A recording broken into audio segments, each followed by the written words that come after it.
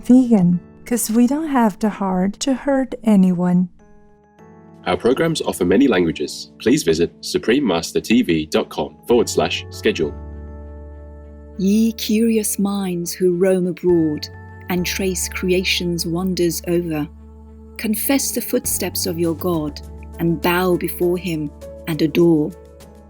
Please continue watching for the existence of a supreme intelligent creator established from the Divine Plan of the Ages by Charles Taze Russell, Part 2 of 2. Sincere greetings, grateful viewers. I'm Patricia. The elated United States Virgin Islands people send you love and divine blessings in God's immense grace.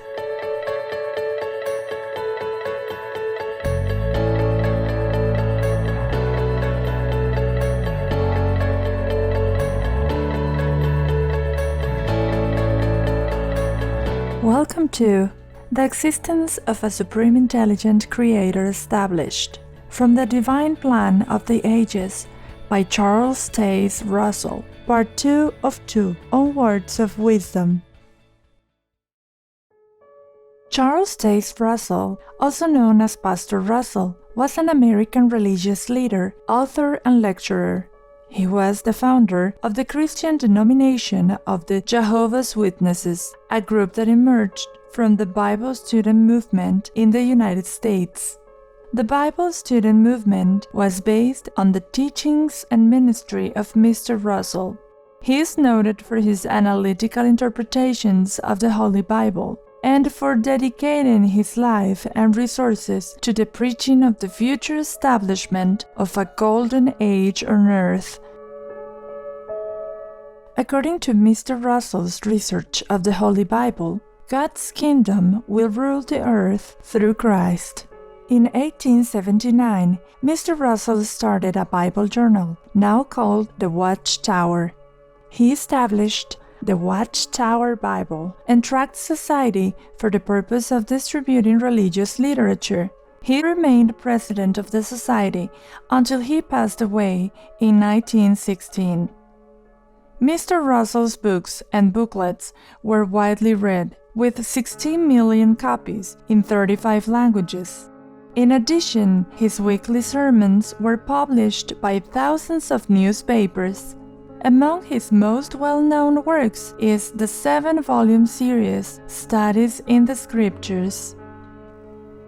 The Divine Plan of the Ages is written to bring light, joy, peace, and communion with God to numerous lost, needy, and bewildered souls. It offers the truth by showcasing its strength and beauty, which progressively serves to enhance faith and closer proximity to the Lord. In realizing the truth, one will realize the senseless, harmful errors that they had previously made and thus gladly discard them. We will now continue with the excerpt from Volume 1 of Charles Taze Russell's Studies in the Scriptures, entitled The Existence of a Supreme Intelligent Creator Established from the Divine Plan of the Ages. Scripture Studies, Volume 1, The Divine Plan of the Ages, The Existence of a Supreme Intelligent Creator Established. It is claimed that the original plants and animals, from which present fixed varieties came, became extinct before the creation of man. Skeletons and fossils of animals and plants that do not now exist, found deep below the Earth's surface, favor this theory. This view neither ignores nor rejects the Bible teaching that man was a direct and perfect creation, made in the mental and moral image of his Maker, and not a development by a process of evolution probably common to the remainder of creation. This view would in no sense invalidate, but would support the Bible's claim that nature as it is today teaches that an intelligent being ordered it and was its first cause. Let human reason do her best to trace known facts to reasonable and competent causes, giving due credit to nature's laws in every case. But behind all the intricate machinery of nature is the hand of its great author, the intelligent, omnipotent God. We claim, then, that the existence of an intelligent Creator is a clearly demonstrated truth, the proof of which lies all around us, yea, and within us, for we are His workmanship, whose every power of mind and body speaks of a marvelous skill beyond our comprehension. And He is also the designer and creator of what we term nature. We claim that He ordered and established the laws of nature, the beauty and harmony of whose operation we see and admire. This one, whose wisdom planned and whose power upholds and guides the universe, whose wisdom and power so immeasurably transcend our own, we instinctively worship and adore. To realize the existence of this mighty God is but to dread His omnipotent strength, unless we can see Him possessed of benevolence and goodness corresponding to His power. Of this fact we are also fully assured by the same evidence that proves His existence, power, and wisdom. Not only are we forced to the conclusion that there is a God, and that His power and wisdom are immeasurably beyond our own, but we are forced by reason to the conclusion that the grandest thing created is not superior to its Creator. Hence, we must conclude that the greatest manifestation of benevolence and justice among men is inferior in scope to that of the Creator, even as man's wisdom and power are inferior to his. And thus we have before our mental vision the character and attributes of the great Creator. He is wise, just, loving, and powerful, and the scope of His attributes is of necessity immeasurably wider than that of His grandest creation. But further, having reached this reasonable conclusion relative to the existence and character of our Creator, let us inquire, what should we expect of such a being? The answer comes that the possession of such attributes reasonably argues their exercise, their use. God's power must be used, and that in harmony with His own nature, wisely, justly, and benevolently. Whatever may be the means to that end, whatever may be the operation of God's power, the final outcome must be consistent with His nature and character, and every step must be approved of His infinite wisdom. What could be more reasonable than such exercise of power as we see manifested in the creation of countless worlds about us and in the wonderful variety of earth? What could be more reasonable than the creation of man, endowed with reason and judgment, capable of appreciating his Creator's works and judging of His skill, of His wisdom, justice, power, and love? All this is reasonable, and all in perfect accord with facts known to us. And now comes our final proposition. Is it not reasonable to suppose that such an infinitely wise and good being, having made a creature capable of appreciating Him and His plan, would be moved by His love and justice to supply the wants of that creature's nature by giving him some revelation? Would it not be a reasonable supposition that God would supply to man information concerning the object of his existence and His plans for his future? On the contrary, we ask, would it not be unreasonable to suppose that such a Creator would make such a creature as man, endow him with powers of reason reaching out into the future, and yet make no revelation of His plans to meet those longings?